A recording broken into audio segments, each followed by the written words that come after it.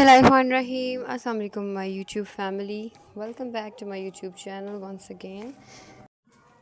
सो friends, बहुत ही amazing, बहुत ही special chicken and vegetable rolls जो कि मैं आपके लिए आज लेकर आई हूँ। उसकी रेसिपी बहुत अमेजिंग और सिंपल और इजी है, बट इसका टेस्ट बहुत कमाल का होता है और बहुत क्रिस्पी ये बनते हैं।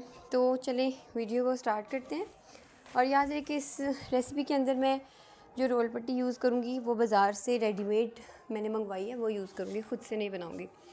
बहुत ही क्रंची, क्रिस्पी और अमेजिंग सा ये रोल बनेगा। और ये है कि इसके अंदर की जो स्टफ़िंग है वो बहुत ही टेस्टी होगी, और इसका टेस्ट कैसे बनाना है ये सब कुछ मैं आपको बताऊँगी। तो इस तरह की और रेसिपीज़ देखने के लिए, जानने के लिए मेरे चैनल को सब्सक्राइब कर दें और ज़रूर विज़िट कीजिएगा मेरी और वीडियोज़ को। तो चलें रेसिपी को स्टार्ट करते हैं। सबसे पहले हमने यहाँ पे कुछ वेजिटेबल्स ले लेनी है जिनको हमने बहुत बारीक चॉप कर लेना है। उसमें यहाँ पे मेरे पास मौजूद है बंद गोभी। बंद गोभी को इस तरह से बारीक बारीक चॉप करना है। आप देख सकते हैं कि लंबा नहीं रखना, बारीक बारीक चौरस क्यूब्स में कट कर लेंगे हम। फिर उसके बाद हम इसके अंदर ऐड करेंगे गाजरें। गाजरें में यहाँ पे ऐड की हैं तकरीबन आधा किलो। इनको भी बारीक बारीक सा कट कर लेंगे पील ऑफ करने के बाद। और फिर कैप्सिकम यानी शिमला मिर्च इसके अंदर ऐड करेंगे। और उसके अंदर ऐड करेंगे हम मटर यहाँ पे मैंने यूज़ किए हैं तकरीबन 1.5 पाव के करीब। तो मटर को पहले बॉईल कर लेंगे। एक पैन लेंगे, उसके अंदर हम मटर डाल देंगे और थोड़ा सा पानी डाल के मटरों को जो है वो हमने बॉईल कर लेना है। सेपरेटली पहले इन्हें बॉईल करेंगे, फिर इसको हम अपने बाकी मसाले के अंदर ऐड करेंगे। दूसरी साइड पे बाकी जो वेजिटेबल्स हैं उनको फ्राई करने के लिए हम एक पैन ले लेंगे, फ्राई पैन। उसके अंदर हम लोगों ने ऑयल डाल लेना है। यहाँ पे आपको ऑयल डालना है तकरीबन 3 से 4 टेबलस्पून ऑयल डालेंगे। उसके साथ ही आपने ये सारी वेजिटेबल्स एक साथ ही इसके अंदर ऐड कर देनी है। इस पैन के अंदर एक बड़ा सा पैन ले लें या बड़ा कोई बर्तन है आपके पास तो आप वो यूज़ कर सकते हैं। सारी वेजिटेबल्स को एक साथ ऐड कर लेने में कोई प्रॉब्लम नहीं है, क्योंकि ये सारी वेजिटेबल्स जो है वो एक साथ ही जो है वो सॉफ्ट हो जाएंगी, क्योंकि इनकी कटिंग इतनी बारीक है कि कोई भी वेजिटेबल, अब जैसे गाजर है वो थोड़ा ज़्यादा टाइम लेती है, लेकिन इसकी कटिंग इतनी बारीक है कि वो बाकी चीज़ों के साथ ही ईज़िली सॉफ्ट हो चुकी होगी जब तक हम लोगों की बाकी चीज़ें होंगी।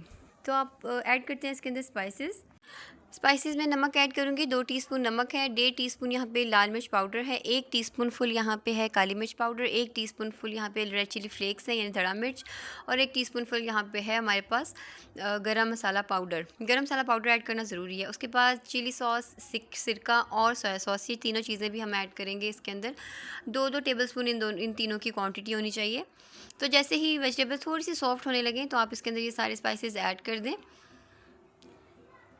उसके बाद हम जो है वो अपने लिक्विड सॉसेस इसके अंदर ऐड करेंगे।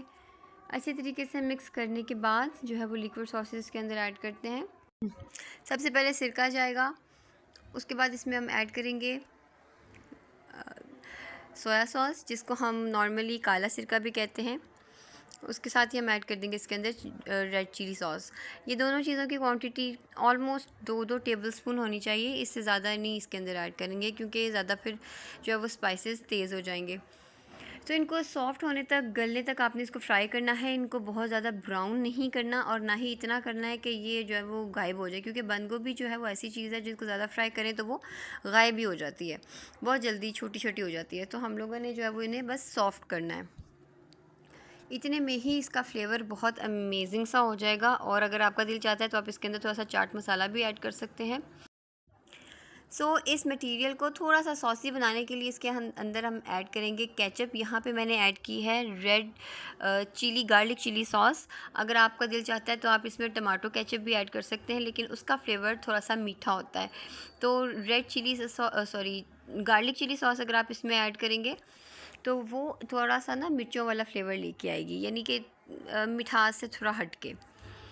तो ये चीज़ बहुत ज़बरदस्त लगती है। दूसरी साइड पे हम लोगों ने जो मटर है वो बॉयल हो रहे हैं, उनको अच्छी तरीके से जब बॉयल होकर सॉफ्ट हो जाएंगे तो वो हम इस मटेरियल के अंदर ऐड कर देंगे। फ्रेंड्स, हमारा टाइम कंप्लीट हो चुका था। मटर जो है वो बॉयल होकर सॉफ्ट हो चुके थे, तो इस मटेरियल के अंदर हम ऐड कर देंगे मटर। और उसके साथ ही मैंने जो है वो चिकन, तकरीबन 1.5 पाव चिकन मैंने बोनलेस लिया था, तो उसको भी मैंने बॉईल कर लिया था अलग से, नमक और काली मिर्च डालकर। वो भी बॉईल करने के बाद जब सॉफ़्ट हो गया तो उसको अच्छे तरीके से मैंने श्रेड कर लिया। श्रेड करने के बाद मैं ऐड कर दूँगी इस मटेरियल के अंदर। सो ये ऑप्शनल है, अगर आपके पास चिकन मौजूद नहीं है तो आप वेजिटेबल्स के अच्छे से रोल भी बना सकते हैं, बहुत अमेजिंग बनते हैं ये वैसे भी। और अगर आपके पास चिकन मौजूद है, यहाँ पे ऐड करना चाहते हैं तो मस्ट कीजिए, इससे टेस्ट सुपर डुपर बन जाता है। और किसी भी तरह के जो बाज़ार से आप रोल लेके आते हैं उनको ये बीट करेंगे। सो अच्छे तरीके से इसे मिक्स कर दें ताकि जो भी मसाला, जो भी सॉस हमने बनाई है वो सारी की सारी इस चिकन और मटर के अंदर अच्छे तरीके से मिक्स हो जाए और इन दोनों को भी अच्छे तरीके से फ्लेवर लग जाए। उसके बाद आपने इसको ठंडा करने के लिए रख देना है। सो ये बाज़ार से मैंने रोल पट्टी मंगवाई है, ये रोल पट्टियाँ हम यूज़ करेंगे ऐड करने के लिए, लेकिन मेक श्योर कि आपका मटीरियल ठंडा होना चाहिए, वरना जो आपकी रोल पट्टी के रोल पट्टी है वो फट जाएगी।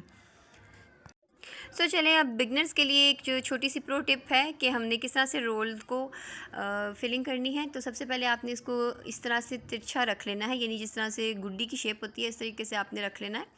इसके कॉर्नर्स, एक कॉर्नर से लेकर दूसरे कॉर्नर पे थोड़ी थोड़ी स्पेस छोड़ के आपने सेंटर में इस तरह से फिलिंग कर लेनी है। और ध्यान रहे कि फिलिंग बहुत ज़्यादा नहीं करनी, क्योंकि जितनी ज़्यादा स्टफिंग होगी फिर हमारा रोल या तो टूट जाएगा या फिर उस तरीके से फोल्ड नहीं होगा, खुल जाएगा। बाकी जो छोटे किनारे हमने छोड़े थे इनको एक दफ़ा फोल्ड करेंगे और उसके साथ ही हम हल्का सा पानी लगाकर ऊपर बड़ा वाला पासा जो है इसके ऊपर दे देंगे और इसको अच्छे तरीके से स्टिक अप कर लेंगे। जैसे ये स्टिक अप हो जाए तो बाकी मटेरियल को चेक कर लेंगे कहीं से कोई लीकेज तो नहीं है। आपने हर अच्छे तरीके से हर जगह से कवर करना है ताकि कहीं से भी ऑयल अंदर ना जाए और हमारा मटेरियल जो है वो कढ़ाई में फ्राई करते वक्त बाहर ना आए। इस तरह से करके आपने इसको बाकी का भी फ़ोल्ड कर लेना है और लीजिए आपके रोल हो गए रेडी। इसी तरीके से मैंने सारे रोल्स जो हैं वो फ़ोल्ड कर लिए हैं। अब हम चलते हैं इनके फ्राइंग के प्रोसेस की तरफ। मैं आपको एक दफ़ा दिखा देती हूँ कि रोल जो है इस तरीके से आपने कवर करने हैं, जैसे मैंने आपको बताया। अगर इस टिप को फॉलो करेंगे तो कहीं से भी आपकी वेजिटेबल्स जो हैं वो नज़र नहीं आएंगी और ना ही वो कढ़ाई के अंदर जाकर फटेगा रोल, ना ही खुलेगा। सो कढ़ाई ले लें, उसके अंदर ऑयल गर्म कर लें। ऑयल प्री हीटेड होना चाहिए पहले ही, यानी कि अगर आपने जिस टाइम पे भी फ्राई करने हैं उससे 2 मिनट 3 मिनट पहले आपने इसे गर्म होने रख देना है। ठंडे ऑयल के अंदर कभी भी आपने नहीं डाले रोल। उसके बाद जैसे ही ऑयल थोड़ा सा गर्म हो जाता है उसके अंदर आपने 1 बाय 1 रख देने हैं और ज़रा लूज़ लूज़ ही रखते हैं ताकि हमें हिलाने में, फ्राई करने में आसानी हो। बहुत ज़्यादा इसका कलर जो है वो डार्क ब्राउन हमने नहीं करना होता। बहुत ज़्यादा डार्क ब्राउन करेंगे टेस्ट कड़वा हो जाएगा और कलर ब्लैक हो जाएगा। सो हल्का सा फ्राई होता है, उसके साथ ही आप साइड चेंज कर दें। एक तो पता चल जाएगा कि कितना टाइम रह गया है उसको बाहर निकालने में। दूसरा ये कि जो है साइड चेंज करके दूसरी ऊपर वाली साइड नीचे जाएगी और वो भी अच्छे से कुक हो जाएगी।